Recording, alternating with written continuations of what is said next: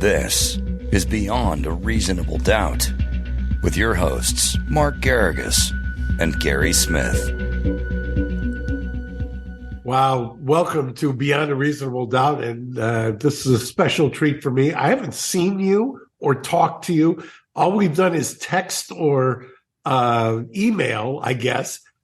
Drew, the one, the only, the Dr. Drew Pinsky. How are you, Drew? I'm great, Mark. I feel the same way. And to be fair, this seems to be our sort of relationship now. We only meet when we're doing one another's podcast, occasionally dinner in New York, and that's it, man. That's our life. I know, and it's not good. I'm not happy about it. Gary, sorry, but it was funny, Drew. They sent me yesterday a picture because we're coming up on, believe it or not, the 50th reunion, which the scariest thing. And what was circulated by my class yesterday was the picture of the football team. And I thought of you because we played against each other. And back then it was 6-man, right? I don't even remember. No, we had 8-man. We had 8-man. Okay. But I will tell you that, don't tell Adam, Gary, by the way. And so, because I'll never get over that one. But to be fair, I don't go to high school or college reunions anymore. And I don't know if you have this experience that I have.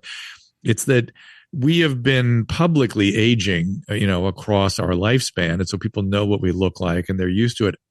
The last time everyone in my class, I saw them, they were 18 and they're the 18 in my head. And there's no way I could recognize anybody. It's even worse now. The reason that they sent this around was like the fourth guy in our class has now passed away. I'm going to the memorial in Altadena this weekend. It's depressing. So what can I tell you? Jeez. Yesterday, besides the fact that several people have tweeted at us that we need to reprise our discussions, there was a story that I just thought, Gary, this is fantastic. I want to talk to Drew about it. Have you seen this? What is it, Gary? AB 28. It's actually SB 43, but close. Oh, okay. SB 43. Well, the only reason I know about it is because of Gary. And that should tell you, first of all, this is all right. So what this is finally people are taking a good look at the Lanterman-Petrus Short Act. I have been up there repeatedly, and I know Mia has been up there repeatedly. But it's always been coming from the right, and so therefore it's completely dismissed as people wanting to put people with mental illness in jail against their will. This is not that. This is much like when you would treat a demented patient who is wandering in the street, falling down, unable to feed themselves, confused, disorganized, delusional. You can do that for other illnesses that are not necessarily dementia, and it will help the patient, and they will thank you nearly 100% of the time. Because when they are in that state, they are dangerous, they die routinely, and they are miserable. And they will tell you they have no insight. They have something called anosognosia, which is a neurological phenomenon from serious mental illness. So they don't have insight into what's happening to them. And when you bring them out, they can be completely restored. And this, I guess for lack of a better term, and I see it every day. I mean, I'm not at the office now, but I'm going to be there shortly. I will see it. Gary, who now works downtown, sees it all the time. The thing about this is you're not doing anybody any favors. These people are living in a world that for them is like put on your alternate reality, or what do you call those headsets? VR headset. The VR headset. It's like they're in a VR headset and they think that's the reality. Except they're miserable. They are miserable like you can't imagine, and they're dying. And when you bring them out, they look around and go, who the hell let me be like that on the street? What were you thinking leaving me like that? I was sick. They can't believe it. Say that because one of the ways you can tell is the extreme frustration when these people get in, where they're yelling, they're screaming, they miserable. don't know what to do. Yep, they're miserable. They're miserable, and they're sick, and they need help. And every other country on earth does it, and most states do it. This state does not, and it is because of the Lantern-Petra Short Act, which was the sort of the bill that established the 5150 and the involuntary holds, and it has been eroded steadily since its original inception. And even in its original state, Lanternman himself went to his grave believing in the strongest terms that he made a grave error by putting together this act. Now, the key thing, the reason things are so off the rail, is you can hold people when they are intending to hurt themselves or have an explicit intent to hurt others. So I would argue that even that needs to be more liberally interpreted based on what happens to people. That, you know, they're not happier when they hurt other people or they harm themselves. They are done. They're miserable, or they're dead. And that is not what you want people to be allowed to do. But we still allow that because if somebody comes in and says, I'm suicidal, then 5 minutes later said, I was just kidding, the law requires us to let them go right then. And that's a huge mistake. But the bigger issue, and that's what this particular bill is digging into, is gravely disabled. Gravely disabled has been eviscerated. Gravely disabled was, when I was working at a psych hospital, the main the main sort of criteria upon which we brought people in against their will. Now, gravely disabled means you cannot find a place to live and eat. So let me give you an example of how it works. So you go in the emergency room, you're disorganized, you're out of your head, you have horrible infection on your leg, and I'm addicted to fentanyl. Give me some painkillers, treat me with my antibiotic.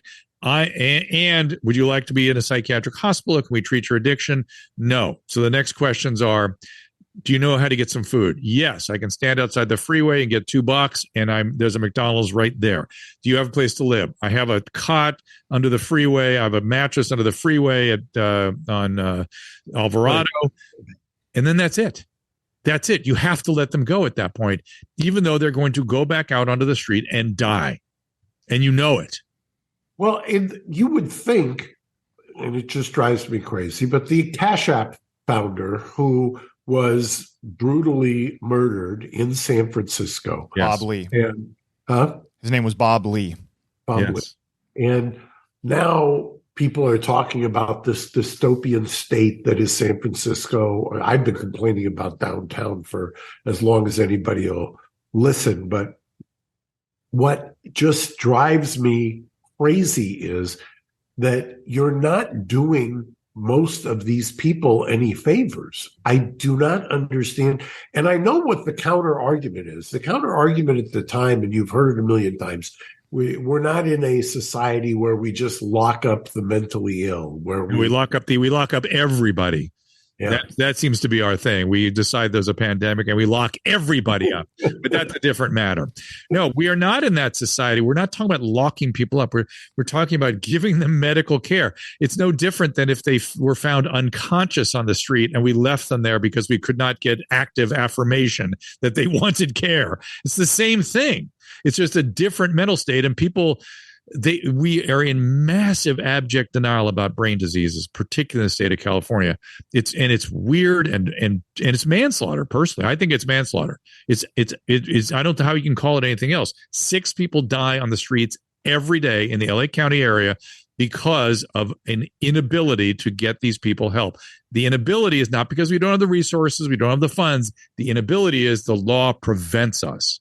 Right. And by the way, when you say we don't have the funds, I mean, I was talking to somebody the other day, actually within the last week, who was telling me one of the greatest areas for growth areas is getting in the homeless space, that providing services, whether it's this, that, or the other thing, there's endless amounts of money. But the thing they aren't doing, the one thing that is the so-called tip of the spear of the problem, are the people who are living in squalor and are outside.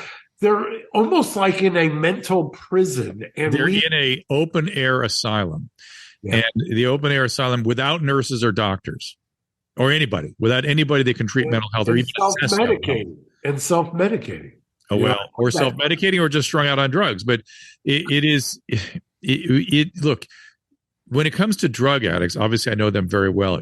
It's okay to ask them to do something. You're helping them when you ask something of them. Hey, you can't stay here, stay here. Now you're moving them in the right direction. If you ask nothing of them, they will keep using until they die. That's the nature of the illness. If you go, hey, come with me, I'm going to help you over here.